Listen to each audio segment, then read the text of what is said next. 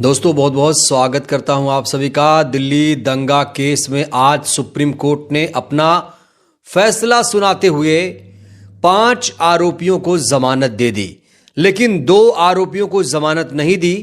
शर्जील इमाम उमर खालिद को आज भी जमानत नहीं मिली है। हालांकि पूरा देश उम्मीद कर रहा था कि आज सुप्रीम कोर्ट उन्हें भी जमानत दे देगा, लेकिन आज दिल्ली पुलिस की दलीलों पर सुप्रीम कोर्ट ने मुहर लगा दी।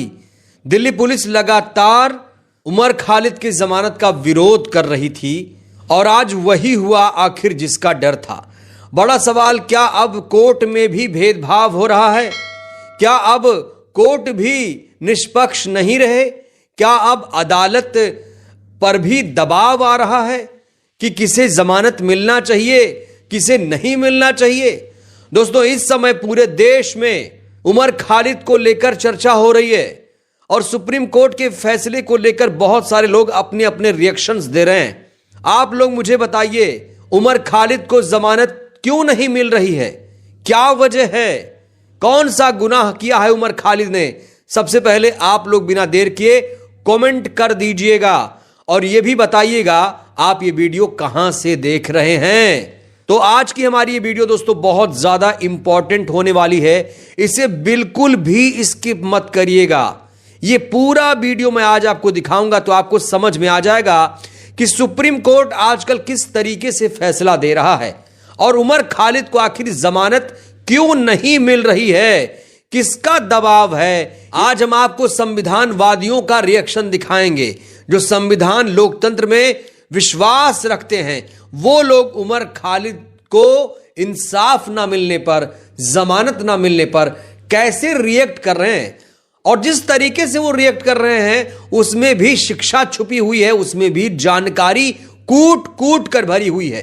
तो सबसे पहले बिना देर किए मैं आपको सुप्रीम कोर्ट के वकील, वरिष्ठ वकील अश्विनी कुमार जी का ये ताजा बयान दिखाने जा रहा हूं, जिसमें वो सुप्रीम कोर्ट के इस फैसले से नाराज नजर आ रहे हैं।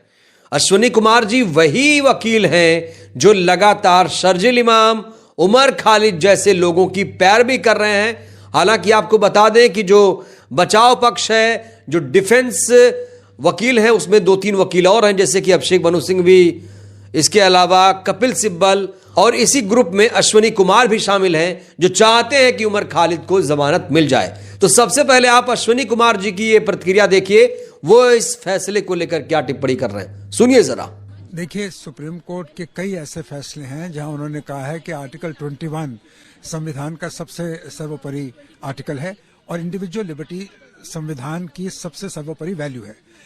अब इस केस में क्यों 2 लोगों को बेल नहीं दी गई, इस पर टिप्पणी तो पूरी जजमेंट के पढ़ने के बाद ही की जा सकती है, मगर आज देश में इस बात की चर्चा है कि इतने लंबे समय तक किसी भी व्यक्ति को जेल में रखना बिना जुर्म साबित हुए, ये संविधान की मर्यादा के अनुसार नहीं। ये लंबी जजमेंट है। उस कोर्ट ने अपने जो डिफरेंस किया है 2 सेट्स ऑफ एक्यूज में, नेचुरली उन्होंने उसके लिए रीजंस दिए हैं और इस पर तो टिप्पणी तभी हो सकती है जब पूरे जजमेंट का ध्यान। मैं सुप्रीम कोर्ट के फैसले को अनुचित भी नहीं कह सकता, मगर मैं ये जरूर समझता हूँ कि देश का जो संविधान है वो इंडिविजुअल लिबर्टी के पक्ष में है।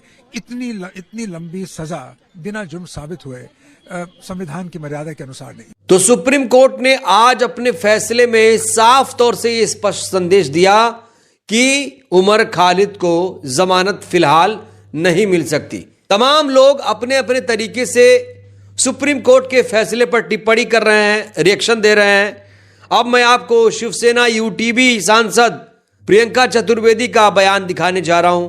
प्रियंका चतुर्वेदी फैसला आने के बाद क्या कह रही है, ये भी सुन लीजिए आप लोग। जो उन्होंने कहा है कि यूएपीए के अंतर्गत पर्सनल लिबर्टी जैसी कोई चीज नहीं होती है।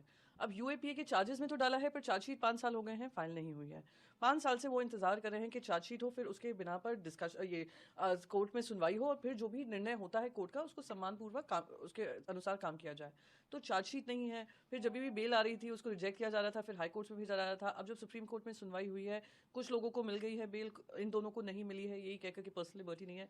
मैं उम्मीद करती हूँ कि जल्द से जल्द इस पर चार्जशीट दायर होगी, जो भी कार्रवाई है कार्रवाई की शुरुआत होगी, because then it will become a very unfair thing कि वो 5 साल उन्होंने जेल में काट ली पर उनको पता ही नहीं है सजा किस बात की भुगत रहे रहे हैं। तो जो सुप्रीम कोर्ट ने लिया है उनका अनादर नहीं कर सकते हैं और उनका परिवार भी उसको फॉलो कर रहा है।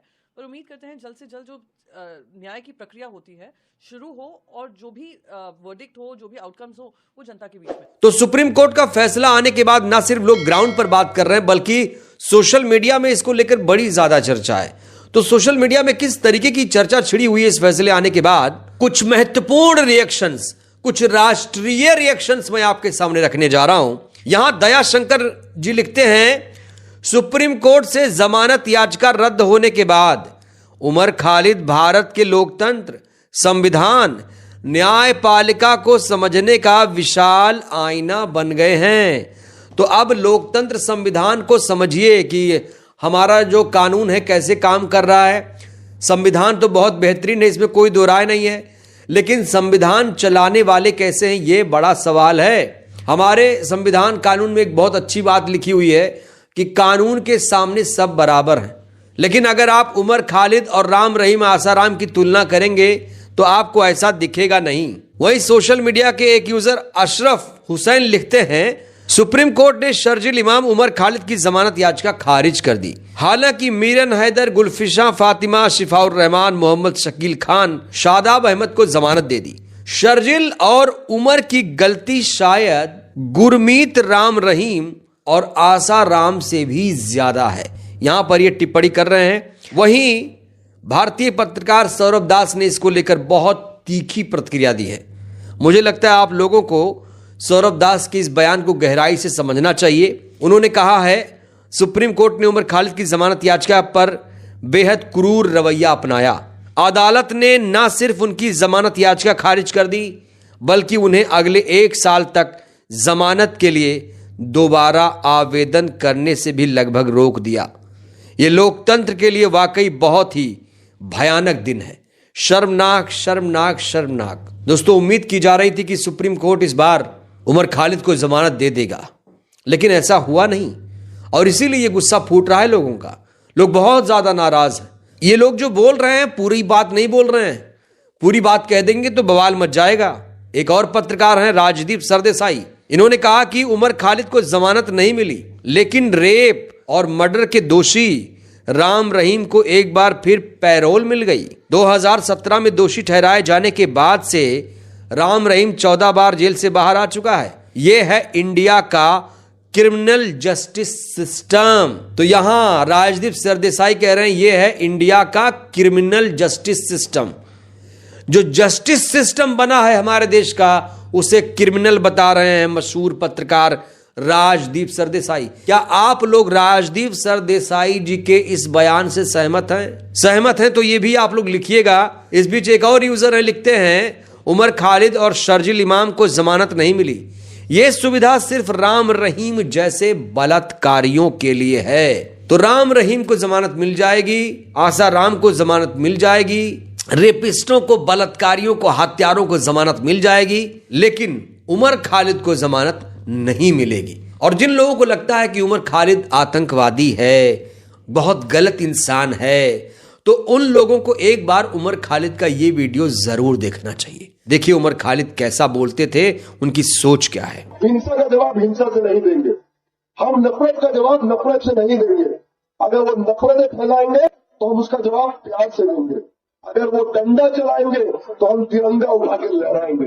अगर वो गोली चलाएंगे तो हम संविधान को हर मेरे अपने हाथ को बुलंद करेंगे। अगर वो जेल में डालेंगे तो सारे जहां से अच्छा हिंदुस्तान हमारा, गाते गाते हम हंसते हंसते जेल चले जाएंगे, लेकिन इस देश को आपको बर्बाद कर देंगे। तो ऐसी है विचारधारा उमर खालिद की। क्या कहीं वो कोई हिंसा की बात कर रहे हैं?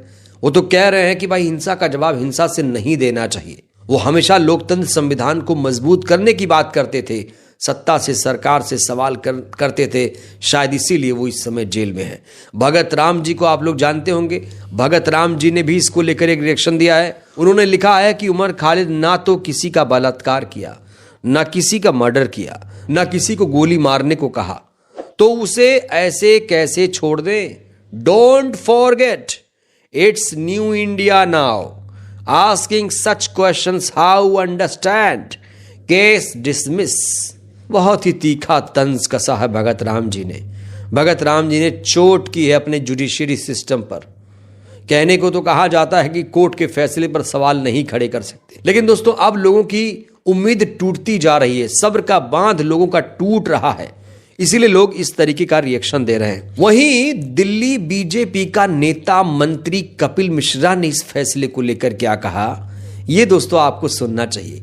कपिल मिश्रा जो पहले प्रधानमंत्री को गालियां देता था, गंदे गंदे आरोप लगा चुका है सदन में, लेकिन अब यही कपिल मिश्रा पूर्व आम आदमी पार्टी नेता अब बीजेपी में आ चुका है। और मुझे इसके बारे में ज्यादा बताने की जरूरत नहीं, आप लोग जानते हैं।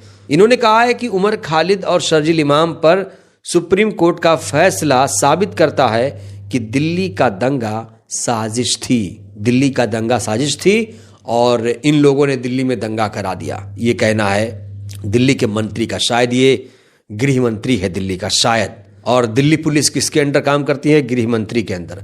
दिल्ली पुलिस क्या चाहती है कि उमर खालिद को जमानत ना मिले। लोग तो यहां तक कह रहे हैं सोशल मीडिया पर कि कपिल मिश्रा नहीं चाहता है, इसलिए दिल्ली पुलिस भी नहीं चाहती है कि उमर खालिद जैसे लोगों को जमानत मिले। इस बीच कपिल मिश्रा को करारा जवाब दिया है पत्रकार वसीम अकरम ने। इन्होंने कहा, देखो कौन बोल रहा है विडंबना है, जिसे जेल में होना चाहिए था वो मंत्री बना बैठा है। यही तो मदर ऑफ डेमोक्रेसी की खूबसूरती है।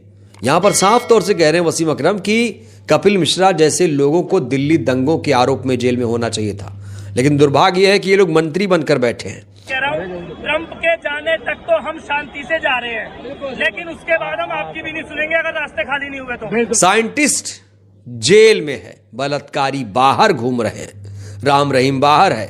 साइंटिस्ट में किसे कह रहा हूं? सोनम वांगचुक दोस्तों अभी भी जेल में है, उन्हें जमानत नहीं मिली है। कहा जा रहा है कि उन्हें भी जमानत नहीं मिलेगी, उनके खिलाफ भी यूएपीए के तहत केस दर्ज किया गया है। उमर खालिद, शर्जील इमाम, सोनम वांगचुक, कहा जा रहा है इनको जमानत फिलहाल नहीं मिलेगी, लेकिन बलात्कारियों को जमानत मिल रही है। और इसीलिए देश के तमाम लोगों में नाराजगी है, गुस्सा है कि आखिर सत्ताधारी पार्टी के लोग जो चाहते हैं क्या वही अब कोर्ट भी चाहेगा? सत्ताधारी पार्टी के लोगों का तो साफ तौर से कहना है कि ये लोग दंगाई हैं, इनको जमानत नहीं मिलनी चाहिए। और कपिल मिश्रा के बयान से आप लोगों को लगा होगा, तो अगर जो सत्ता चाहेगी वही कोर्ट चाहेगा तो फिर हमारे देश की संविधान का क्या होगा, लोकतंत्र का क्या होगा? बहरहाल दोस्तों इस वीडियो में इतना ही। सुप्रीम कोर्ट का जो फैसला आया है, सुप्रीम कोर्ट के फैसले को लेकर आप लोग क्या कहेंगे? क्या आपको लगता है कि आने वाले दिनों में उमर खालिद को जमानत मिल जाएगी? कितनी उम्मीदें हैं आपको? राय दीजिएगा। धन्यवाद।